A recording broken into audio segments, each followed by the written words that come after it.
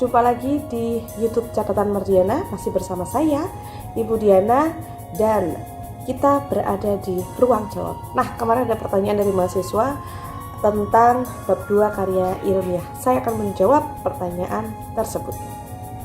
Nah, dalam bab 2 karya ilmiah berisi tentang landasan teori. Landasan teori berarti semua landasan teori yang dipakai oleh seorang peneliti. Apa saja isinya di bab 2? Di bab 2 berisi tentang penelitian terdahulu. Kemudian buku referensi yang digunakan oleh seorang peneliti. Kemudian ada jurnal, kemudian ada literasi daring, dan semua literasi yang digunakan atau yang telah dibaca oleh peneliti dalam melakukan penelitian sesuai dengan bidang ilmunya masing-masing.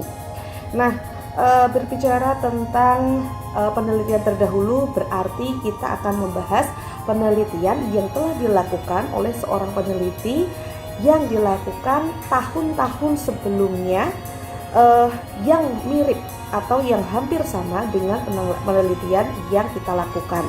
Contohnya bisa jadi itu sama subjeknya, sama objeknya, atau sama metodologi penelitiannya, atau sama tentang teori yang digunakannya. Sama bukan berarti sama persis. Ada satu bagian yang sama. Jika semua bagian sama, berarti Anda melakukan plagiatisme. Itu salah. Plagiat tidak dibetulkan dalam karya ilmiah. Jadi penelitian terdahulu berarti penelitian yang hampir sama dengan penelitian yang akan Anda lakukan. Misal, Anda melakukan metode penelitian kuantitatif di sebuah perusahaan A. Nah, ketika Anda mencari literasi, kemudian Anda bertemu dengan skripsi atau tugas akhir yang sama seperti Anda, oh ternyata ada yang melakukan metodologi penelitian kuantitatif di perusahaan A. Itu boleh. Atau oh ada penelitian yang teorinya sama seperti saya, menggunakan teori A, tapi tempatnya berbeda. Dia di pabrik A, kemudian saya di pabrik B. Itu boleh. Oh ada loh hasilnya yang hampir mirip seperti saya, tetapi teorinya berbeda. Nah, itu Anda sampaikan di bab 2 landasan teori. Nah, itu harus Anda sampaikan, minimal Anda biasanya harus mencari 4 penelitian terdahulu, baik itu dari kampus Anda sendiri, universitas Anda sendiri, ataupun universitas tetangga. Itu boleh Anda sampaikan, baik itu di dalam negeri maupun di luar negeri, baik itu menggunakan bahasa Indonesia atau menggunakan bahasa asing. Yang berikutnya adalah literasi buku. Jadi semua buku bacaan yang berkaitan dengan bidang ilmu yang sedang Anda tempuh, dan lebih spesifiknya yang berkaitan dengan penelitian Anda, judul penelitian Anda, maka Anda harus mencari semua buku yang ada kaitannya dengan penelitian Anda. Ya, itu biasanya buku-buku tersebut ya minimal ada 15 buku yang akan Anda gunakan, baik itu buku teori, buku metodologi penelitian, dan sebagainya. Pokoknya semua buku yang berkaitan dengan penelitian yang akan Anda lakukan. Kemudian ada jurnal. Jurnal itu sebagai data pendukung, literasi pendukung, baik itu jurnal di dalam negeri maupun jurnal di luar negeri. Anda bisa tulis 2 jurnal dalam negeri dan 2 jurnal internasional. Kemudian yang berikutnya adalah literasi pendukung lainnya, itu biasanya dari e-book. Jadi dari literasi daring, dari internet. Ada e-book, kemudian ada artikel atau e-jurnal dan sebagainya, itu bisa Anda cantumkan di bab 2.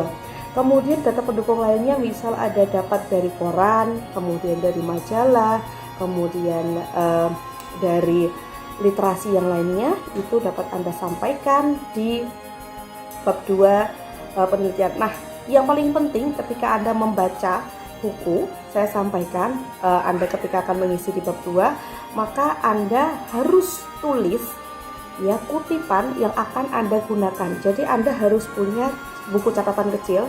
Ya, buku catatan kecil itu isinya berisi tentang halaman-halaman buku yang akan Anda kutip. ya, halaman-halaman buku yang akan Anda kutip itu sangat berguna sekali nanti ketika Anda melakukan penulisan daftar pustaka di bagian terakhir. Ya, jadi Anda tidak perlu kerja 2 kali. Oh, tadi saya sudah ngutip, tapi tadi halaman berapa ya? Saya lupa. Nah, itu langsung ketika Anda membaca, oh ternyata ini yang akan saya pakai, ini akan saya kutip, yang akan saya masukkan di dalam skripsi saya. Nah, itu halaman harus Anda langsung tulis.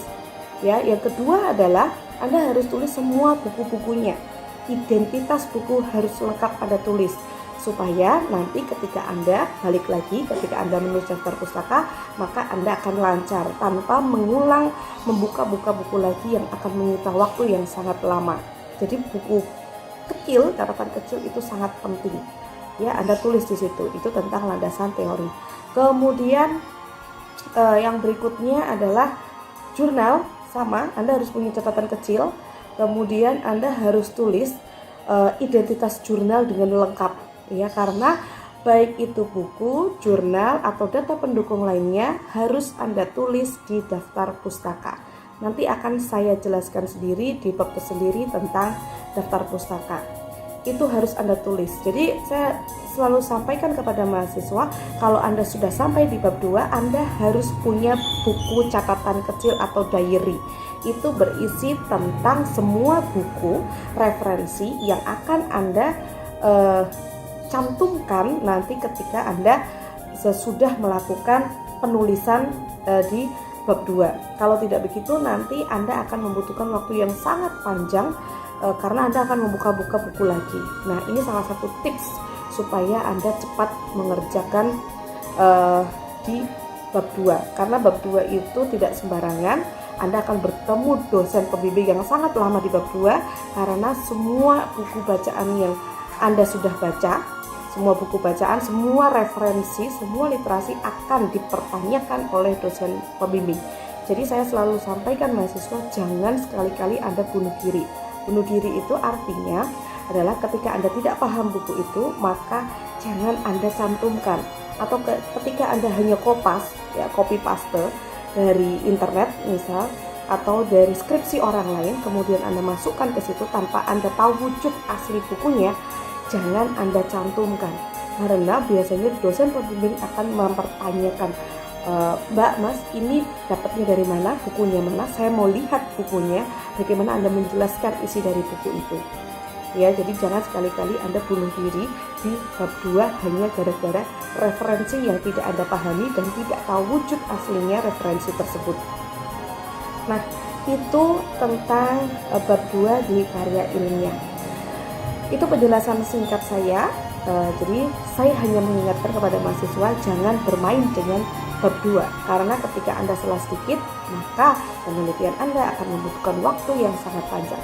Catatan yang kedua, jangan sekali-kali copy paste dari internet ataupun dari karya orang lain. Ketika Anda akan melakukan itu, maka Anda adalah pelaku plagiat.